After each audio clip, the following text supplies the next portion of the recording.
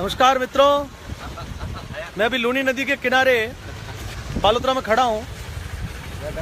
पिछले 3-4 दिन से ये मरुगंगा बह रही है, लोग उसका लुत्फ उठा रहे हैं। 20 सालों के बाद में 3 साल से ये नदी लगातार आ रही है। मैं 2-3 दिन से इस नदी को देख रहा हूँ और यहाँ पर किनारे पे आके एक बात को सोच रहा हूँ जो पिछले 15 सालों से मेरे दिमाग में नियमित रूप से चल रही है कि नदी का पानी आकर और बह के समुद्र में चला जाता है और इसके किनारों पर रहने वाले लोग इस पानी के लिए तरसते हैं। हमारे यहाँ के जनप्रतिनिधि जो नियमित काम है, सड़क इत्यादि के जो काम है उनके ऊपर तो विशेष रूप से मूलभूत जो काम है उनके ऊपर ध्यान देते हैं, लेकिन मुझे लगता है कि कोई भी जनप्रतिनिधि रचनात्मक कार्यों के प्रति संवेदनशील नहीं है। मुझे लगता है कि यदि इस नदी पर 2-3 टुकड़ों में कहीं छोटे छोटे एनीकट बनाए जाए तो शायद आने वाले समय में आसपास के इलाकों में बहुत खुशहाली आएगी। नदी का पानी बह के व्यर्थ चला जाता है और इस व्यर्थ पानी को रोकने का कोई भी प्रबंधन शायद आज तक के किसी भी जनप्रतिनिधि ने इसके बारे में न तो सोचा होगा। मेरा ये निजी विचार हर समय रहता है कि इस प्रकार में जो नदी में पानी आकर चला जाता है और वो जनता के किसी भी काम नहीं आता। 15-20 साल में भी एक बार नदी आए, यदि 10 साल में भी एक बार नदी आए और उसके पानी को रोक दिया जाए। लूनी नदी बहुत लंबी है और गोविंदगढ़ से प्रारंभ होकर ठेठ कच्छ की खाड़ी तक ये गिरती है। इसमें कहीं पर बहुत चौड़ी है, कहीं पतली है, कहीं गहरी है। श्रीनगर के आसपास ये नदी बहुत संकड़ी और बहुत गहरी है।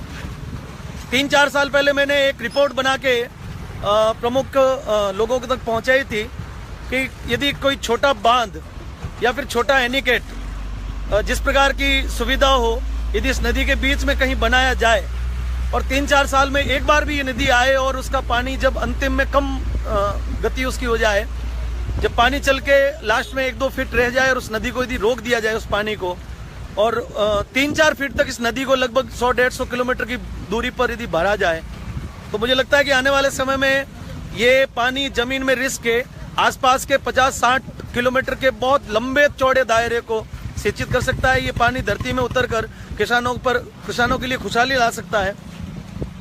मैं स्थानीय विधायक जी और हमारे यहाँ के मंत्री जी अमराराम जी के चौधरी जी के ध्यान में ये बात निश्चित रूप से दिलवाना चाहता हूँ कि आप विधानसभा में इस प्रकार का कोई प्रस्ताव पारित करें, प्रस्ताव को दें। सरकार करोड़ों रुपए ऐसी योजनाओं पर खर्च करती है जिन योजनाओं को कई बार कोई अर्थ नहीं निकलता, योजनाएं फेल हो जाती। करोड़ों रुपए, अरबों रुपए सरकार की ऐसी कई योजनाएं मैंने देखी है जिसपे करोड़ों रुपए लगे और सारी योजनाएं फेल हुई।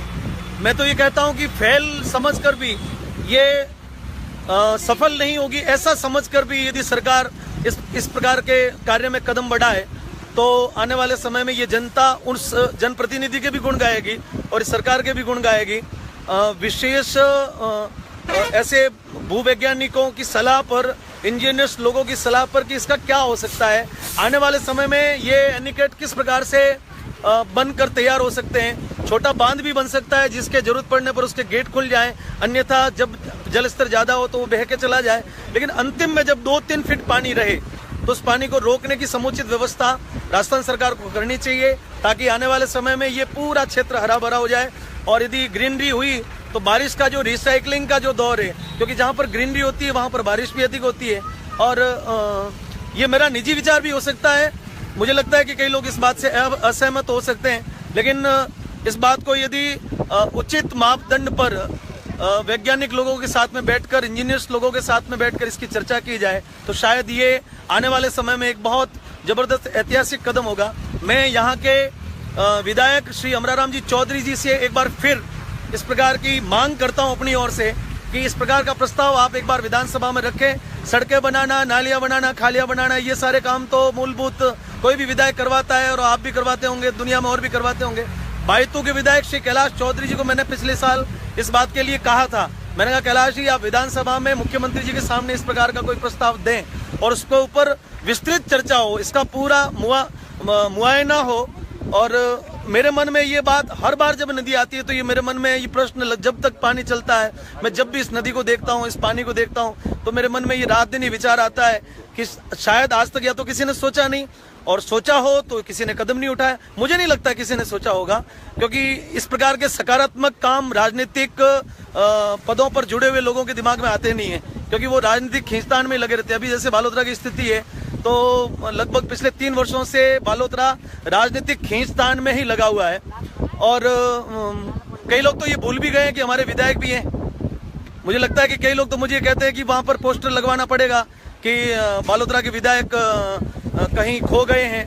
तो विधायक बनने के बाद में लोगों के बीच में रहे ऐसे विधायक की आवश्यकता है हमारे को। मेरी अमराराम जी से कोई शिकायत नहीं, मैं उनका बहुत सम्मान करता हूं, लेकिन अमराराम जी जिस पद को रखते हैं, जैसी वरिष्ठता विधानसभा में ये रखते हैं, और मैंने जिस बात को अभी निवेदन किया, इस बात को बहुत समुचित ढंग से यदि विधानसभा में पहुंचाया जाए तो शायद आने वाले समय में जो ये मेरा सपना है, और ये मेरा सपना जो है वो यहाँ से लगाकर गुड़ामालानी तक के और उधर पाली से लगाकर बालोतरा तक के हजारों गांवों के लोगों का सपना है। इस मरुगंगा को रोककर एक बार समृद्धि की ओर इस राजस्थान को ले जाने का ये मेरा विचार था। यदि कहीं त्रुटि रही हो तो मैं आप सभी से क्षमा चाहता हूँ। मेरे मन में जो विचार उठे मैंने आप लोगों तक पहुंचाए। बहुत बहुत धन्यवाद, सभी को राम राम।